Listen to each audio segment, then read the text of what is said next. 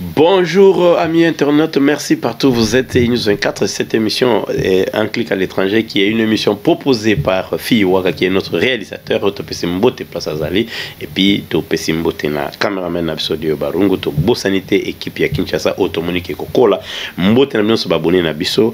Le titre de l'émission d'aujourd'hui, c'est Que cache ce culte des diplômes en République démocratique du Congo? Moi, réflexion, tu es nini culte ya diplôme, mais ça bomba. Pour nani ba policier nyonso bazana ba diplôme, balingi bazana ba diplôme, balingi bazala kana ba diplôme. Ate salami mabe, ate osanati na moko te pour na mais toyeba qu'est-ce qui cache. Mais pour commencer, nous avons commencé d'abord na to évoquer le sous liwa ya ambassadeur oyo ya Italie à Koufaki. Et pourquoi tu tout le balango, tout le belango? Parce qu'il y a des documents maintenant qui commencent à sortir. C'est ces documents-là qui nous vous montrent là. Ces documents-là parlent et clairs. Les documents nous disent tout simplement que le monsieur n'a pas, avait dit, il avait changé son avis. Il avait dit au service qu'il partait et après il a dit que je ne partirai plus. Alors, quelles leçons nous devons tirer de tout ça?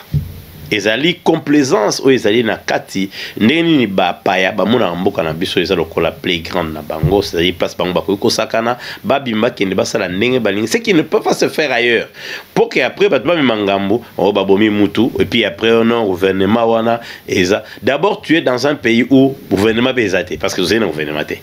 Le gouvernement est assuré de faire affaire courante et ça la cœur. Donc ça y est, tout le système était à point mort parce que coalition cache FCC et c'est qu'on fonctionnait. Mais si un ambassadeur ignore cela, on va se poser la question qui va connaître. Donc ayebaki ke azaki na monde moko, il y a pas de risque naie pour me soiber ta masolo na ya coltan akenaki sans que l'autorité ba yebaki yake.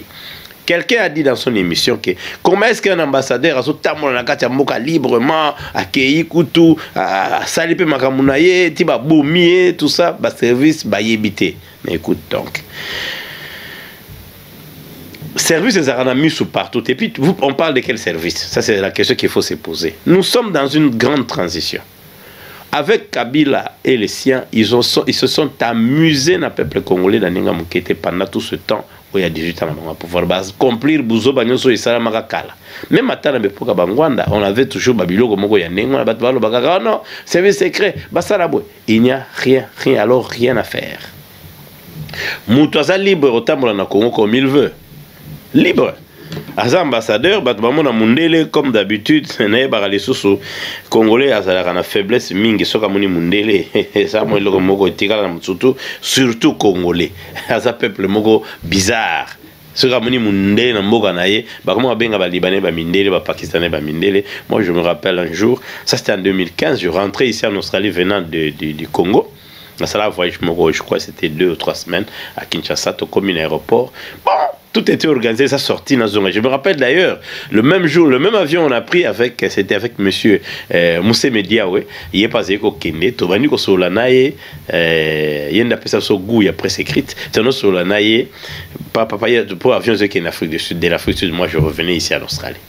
Tozana Katia Moulongo, biso tout au passeport, tout ça, na kaka na aéroport Angeli, on a tout ça passeport. C'était le vol à qui tard, vol à minuit. Tout au passeport na biso. Tomoni, il y avait un blanc, il vient, il est à terminer à Moulongo. Tomoni, un jeune à Longue place à Zalaki, inde, aïe, à venir au Solanaï, à Zuba document. Bon, personne n'avait compris, peut-être que Solé car debout. Oh, tout mon agar a bengué. Oui, je me suis interposé, j'ai dit à ces jeunes-là, mais qu'est-ce que tu es en train de faire? D'abord, on n'est pas nombreux, et puis en plus, nous tous, nous allons entrer dans l'avion. Bisons au côté en avion, nous avons un la Rosalate. Vol en haut d'abord, ils avaient un vol un peu compliqué, ça à minuit, donc dimanche, donc beaucoup de minuit donc lundi, tu as vol, vol en Afrique du Sud. Mais tu es très jeune, il avait les allures de 28-29 ans. Mais il y a un âge, ce qui se fait ici, ça ne se fait pas chez eux. Et l'homme blanc était là. Monsieur, chez vous, ça ne se fait pas. Et ça l'a maté. Zalana Moulongo, je le dis papa, Zalana Moulongo. Na tout n'y écoute, le français, tout anglais, pour gagner son balai na robeta na yo kitoko. Obi ke na Mundele avait honte. Sony. Même si maintenant tu es trop jeune, tu commences comme ça à cet âge ici. C'est pourquoi nous disons chaque fois, On commence par des élèves ou des étudiants tricheurs pour finir avec un ministre corrompu, voleur. Il faut jamais, jamais, jamais, yo jeune ya mboka moko boye, o se comporter nengo. Alors, moutouna zaki libre, ambassadeur zaki libre au tambola na kati ya mboka. Alors, zaki mise au point, mais laissons te tirer zaka ake. Mboka na faut pas congolais ba que les étrangers ne viennent pas là par hasard. Ba yebi que ça mboka moko est très riche. Mais pour les richesses, on a ba congolais bazalaka nango na maboko te. Mingi mingi tolobaka, ce sont des politiciens qui empêchent le Congolais ba gagner ba zona mboka na. Effectivement, ba tcheba système militaire makasi biloko ebele, tu verras un Congolais pour tambola na kati ya mboka na, c'est très difficile qu'un étranger à corrompre l'étranger à l'argent, l'étranger a un nom. Ils ont même atteint ba petit chéri basi au moins un Camerounais ou bien un Ivoirien ou bien je sais pas un Algérien, ce cas c'est pointé graboyer ba ko abandonner au Congolais parce qu'il y a des étrangers. Donc comme on est étranger et puis ça sera moins maladie ba tebele ba kota ba linga ba biloko yo sala bango ma be na kati ya vie parce que ba lingi culture mususu et puis des rento boité mutako linga na mboka mususu mais ko banga wana ba Congolais na ba Congolaises bazalaka dango c'est un peu mystique. Et le Kouana ya kolobake étranger. Alors, ce qui au peuple zoye bate que mboka no ezana ba enjeu ebele. Ce qu'on a éduqué pour le savoir. Danger va nous courir les zaka ke yo ba no zalaka na ngote ba msu ba no zalaka na. Pourquoi un étranger qui vient main vite comme ba dan get la ba tebele ba yena mbongo te. Ba libanais bele ba yona bazana mbongo te. Ba yona bazana mbongo te, mais ba comme na mbongo na mboka na bino. Toza hôtel Victor mais en boka ya Nigeria. Kende na Nigeria si tu peux ôter ta pièce de rechange au Kende, nous on a eu le temps d'y aller. Kende ba mboka na bango, mais bango na mboka na biso to tika bango livre parce que les Congolais azonga anika rasima. Ndenge mutu ndeko moka loba ki a tort ou a raison alobi église et boyiba Congolais. Nga na lobi mais na Nigeria pe église et zébélite. Pourquoi bango ba kufite ka biso malgré que bazana ba problème na bango mais les Congolais ils ont un peu exagéré na tout lieu na bazana. Alors quoi zaki mundele atamola ki librement ebe ke na kimundele nanga c'est un message na système. Na kimundele nanga je veux arriver là où je vais gagner ce que je veux. Ce qui fait que ayaki kokufalo qu'on condamne ba système, qu'on condamne bateau au nom politique ya Congo ou bateau kufa. Non. Et ça, en fait, pour l'instant, Félix Tshisekedi Tshilombo va subir ba bilan ya ba président ebele. Donc ba bilan ya Mobutu et kweli na bilan ya Laurent Désiré Kabila, a kweli na bilan ya Joseph Kabila Kabange qui était vraiment là, c'était vraiment n'importe quoi. Alors nyonso wana, on peut beau dire tout la nano katumbi nenga zolobana Félix. Le bilan 2019 jusqu'en 2023, c'est le bilan de l'IDPS. Ce n'est pas le bilan de la coalition. C'est un conseil que je donne à mes frères et au président de la République. Alors, hier, Félix a dit bilan à 2023. Tout ça l'appelle quand même sérieux, non? Je respecte le monsieur. Mais, bilan, il y a quinquennat, et ça, bilan, il y a jeté. Et ça, bilan, il y a un peu compliqué. Et ça, il fallait faire partir tout un système. Il fallait d'abord la lutte. Vous avez perdu beaucoup. Et puis, c'est un parti politique depuis très longtemps. Azalaka na pouvoir te. Azaki opprimé, tout ça. Peuple a été la misère totale. On a enrichi le poignet à Batomoro Boye. Maintenant, quand on a pouvoir pour engrenage, on est tourné bien. Ils ont 5 membres. Et ça, que Mbongo et Routa Wapi. Et ça m'a ramené ba piège, je peux pas si attendre belé. Ma belle, le mal a été tellement nakati que ko soigner yango pour na komona ngo les amours passé. C'est pourquoi on est toujours ba état de droit, toujours ba les peuples d'abord, mais ba tout bazo connait ko critiquer bilan na bien sûr, mais attention 2023, il y aura pas grand-chose qui va se faire. Le Congo c'est un grand pays qui a été détruit na niveau où les gens ne peuvent pas comprendre. Tala batu na capitale ne batango na mai to la qui ne Michel Eki et ou tena bande ko na biso ya chaîne mususu. Tala ndenge batu basala électricité. Tala comportement ya batu ba journée. Tala batu kan internet comment akwa ko tinda finga mutu pour ba futi. Tala niveau batu basala ngo. Tala batu basala mbongo bele ba mama ba oteka ba mama maraîchère ba mama ba oteka na ba kitambo wana ba petit sireur eza na katikati ya centre ville ya Kinshasa. Le pays où les a riches. Mais ce qu'on a tout ensemble, on a détruit tout. pour bloquer côté dans la poche. Alors on a tout détruit, même le système éducatif. C'est pourquoi les loyaux te commis la chasse à diplôme. Quand on veut détruire un peuple, on détruit son éducation. Parce que l'éducation n'est qu'au permettre, et on va payer bien le col à Australie, j'avais rappelé la fois passée que au même moment dans une école, au côté une école primaire, au côté baza 8 ou 11, mais enseigner baza 3 pour forger mutunae na école fondamentale. Ba pese amour ya mboka. Mona bana na biso babotami awa, soko yebise que tu es africain, il te dit non, je suis australien. I'm Australian. Azoko yebiso yaza na 5 ans, 6 ans. Nde eloko bako kotse amour ya mboka.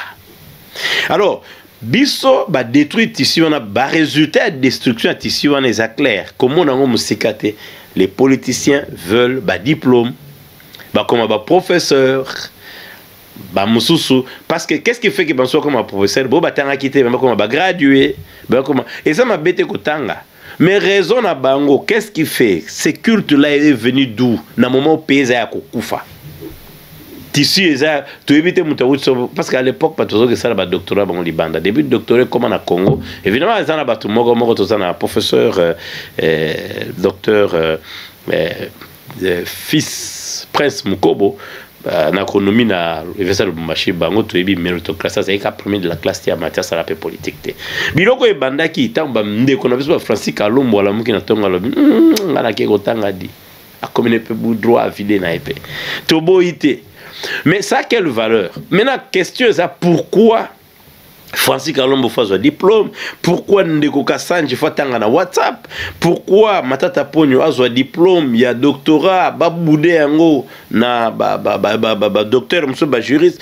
Pourquoi le Chadari a commis docteur? Pourquoi Vital Kamere a qui a écouté Silate Zanzela? Pourquoi Ndeko Eliezer à côté de sous ma classe? Pourquoi Ndeko Zakaria si ça a déjà l'histoire? Alors bisous tanga lisusu, ce qui n'est pas mauvais, mais et l'eau que zo bombe zanini. Parce que mboka na biso lobby, ce qu'on a un diplôme ya gradué té au sein la politique té et l'eau ka le bosse zakiwan.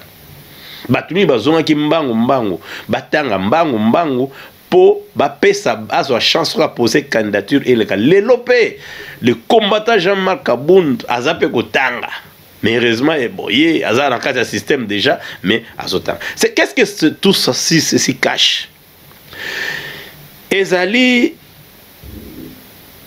Congolais kanisaka soka sana diplôme ya munene akomi munene pe mbala mona diplôme na ye. Omoni na vie soko tangi et loko moko bien déterminé. Moi j'ai fait la linguistique, ça la communication sociale, ça la logistique en Australie. Il faut chaque fois sur ça les locaux, il faut un esprit à créativité les locaux. Toko zalate qui aux licence, maîtrise, doctorat pour que nous ça là quelque part non. Tu dois créer aux chercheurs. Il faut au solution. Mais tout ça là docteur uniquement pas comme un ministre. Pourquoi bango banige ba là docteur? C'est parce que ba petio bazana simo bango bazé comme maté ba petit ba kepe na kata système ko na bango batangi ba vide bazui ba diplôme na bango ba licence ba diplôme ba graduat ba vide ba ye mbangu na politique ba kuti ba chadari ba licencié ba chef de travaux alors ba petit ba landi biso bango ba kepe na système. Alors c'est que ça cache, bref ils allaient ko cacher ba ambition politique, ils allaient ko cacher justement ba souci wana ke lobi ba la ke ça musapité que atangate. Mais aujourd'hui les gens ont insulté Félix Tshisekedi Tshilombo. Quoi que yepé candidature ne peut déposer na ye na makambo école yaki na katete classe était baloba biloke belé ezaka na katete ndenge ya Etienne Tshisekedi sphinx limité héros national na biso a salaki a déposer ka ndenge monsieur Kazadi alobaki. Mais bon t'as la différence na efficacité. T'as la Félix Tshisekedi Tshilombo bango ba vandi ba docteur ebele na sima ya Joseph, mais Joseph façon connaît ko lobana bango ke il est là dans une nos 15 collaborateurs té bozana ba diplôme belé mais il est dans une batama longa té pour changer les Congolais. tala ye atanga te na babot asala batu mulongo do ba docteur po bazalaka na mulongo na kingakati bakendaka moko tala Félix asala doctorat te tout le monde qui bat tout et sacré mulongo moko na sima. Est-ce que ça peut pas vous interpeller? Tala nabiki kaka oyo bino bobane ko tanga bokomba docteur Félix, tu sais que tu lombo a longole yango Joseph Nabulo. Muto bolobi yatanga te, lelo Joseph aza na place okente, a komi na errance. Son abi errance na kanisaka guerre ezalaka entre ngal na mudimbe, moko lobi errance, mususu lobi entre les eaux. Je me rappelle de cette époque-là, on est à la littérature, il y a biso, il y a Congo. Alors ba diplôme wana ezana ba valeur te. Biso toye a en Australie, toye qui déjà bombé na sisi classe nanga, je fais ceci ou cela, j'arrive ici on dit non. Et si on a reconnu seulement le diplôme d'état de notre époque. Et on nous a montré d'ailleurs, hein, pendant Awatia, on a un diplôme d'état. Pour le reste, c'est ce qu'on y est, Kota Malamo, Sala, cours anglais, aussi cours anglais, Kota, Osala, humanité spéciale, aux diplôme d'état. On a Tata Mobimba, à Oti Congo, na 40 ans, avec nous, ça, examen d'état. Mais tant que tu comme on dit, ma diplôme d'état, na biso, tu sali sous cours anglais, après tu bandé l'université Awa, Yassika. Et étant que tu cours à l'université, tu peux comprendre pourquoi le système Nabiso est parce que ceux-là même qui devraient arranger yango, on va corrompre le diplôme. N'est pas arranger. Gouverneur à ville, il y a fois ce ministre provincial de l'éducation a fonctionné bien, ce qui système est efficace, mais il a décidé d'attendre na WhatsApp pour un diplôme. Et vous avez une efficacité T. Mais le diplôme, ils ont apporté rien à Mboka. Donc, culturellement, ils ont pouvoir à Mboka Labino. Alors, le peuple aussi doit veiller sur son éducation. Parce que l'éducation est à la base. Les lots, balobi, gratuité. On va parler de ça. Il faut que tu aies tout ça, tout ça là-bas. Il y a des gens qui sont sur la liste parce qu'on a bien quand même battu à Melbourne. Ils sont d'accord de venir chaque fois. Tout ça va permanent parce que tu as biso au bazava. Tu as besoin de musique. Ma Francine Meta. Maman sou bazali pe a baza ebele balobi ke bako banda ko soutenir ba arriver ya ba inviter na biso. Alors to lobi ke il faut biso a pe en Australie to mekana no pe kotala. Comment est-ce que système oyo ya ba diplôme oyo ezoko kenika ezoko mata mais ils ont servir ne lokoté et servir ne lokoté. Alors qu'est-ce que ça cache? Ça cache tout simplement ba souci wana ya okoma politicien, souci wana ya luka mbongo na sens wana, mais tu rappeler tout que totanga justement pour na ko lakisa et loko biso to yebi pour mutuna biso bimise loko wana soko salaki et oza économiste faut ko créer même entité na moko ya conseil ya économie na finance et tout ça. Le gens ne créent rien, bazana ba diplôme ils ont servi pe na et l'autre côté. Alors, tu si que le peuple a qu'à comprendre, parce que chaque fois on doit évoquer le peuple. Le peuple mérite ses dirigeants. Bon, diplôme na bangote, na misala. Qu'est-ce qu'il a fait avant son le diplôme? Et puis il a sali nini. Et puis il a silisi nini. Dans un pays où maïna électricité ezate, balaba les ate, le pays n'existe pas. Mboka wana existera te.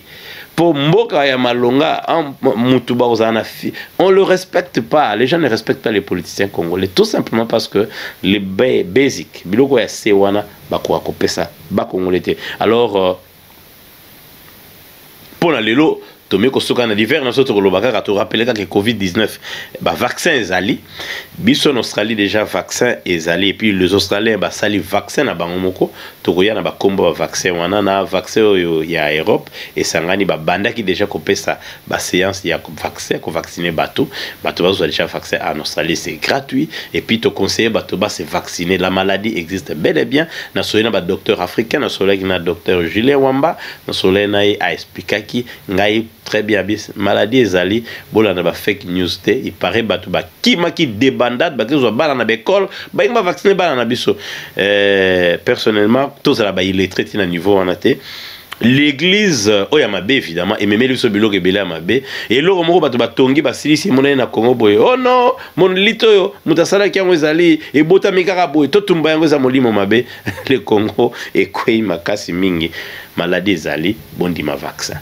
biso tozo conseiller na bato bazwa vaccin parce que ils ont protégé yo libota na yo voisin na yo et puis mboka na et puis système de santé ya mboka ozanango parce que le pays ne sera pas capable de contamination ya kozwa bato wana to alors vaccin ezali un médecin va nous parler de ça parce que toyoki ba africain yemoko alobeli biso ba africain surtout biso africain na Melbourne bokende kozwa vaccin ce qui vaccin yé bozwa bolanda mutu moko ta chabino intox parce que maladie wana ezali pandémie eza pandémie okokende mokende yo moko toya komemana bato mosusu parce que très bientôt bazomeka calculer ba passeport ya bato basa vacciner okoma et puis bato babosana te ke bapesi déjà force na ba kolo entreprise soki ozali vacciné te risque pe balongolo musala parce qu'on ne sait pas comprendre ngana za na vaccin yo za na vaccin te oya yela so maladie tout ça na tuma cause na maladie. Mais on n'oblige personne de le faire, mais on conseille les gens à le faire. Mais à la longue, excusez-moi, à la longue, ça sera obligatoire. Ça sera obligatoire, vaccin et tout ça obligatoire. Alors, ceux qui ont été la présidente de la communauté congolaise, il y a Victoria Awa, tu Mingi, la personne de Nick Chibala, tu peux ingénieur John Onoya, tu peux place Azali, tu peux contributeur nous sommes monene pasteur Willy Tumba to PCP bambote belé très prochainement tout ça na émission moko oyokoya ya ba maman et vous allez animé par ba maman Mibale to bomina no secret nango pour tango boko vivre nango bo se pesa ki Denis Kayenge à la réaction de Fiwaka Deo Barongo na caméra bongongo ya Melbourne pesi bino surtout ba mbote passe pour ça nous disons à la prochaine.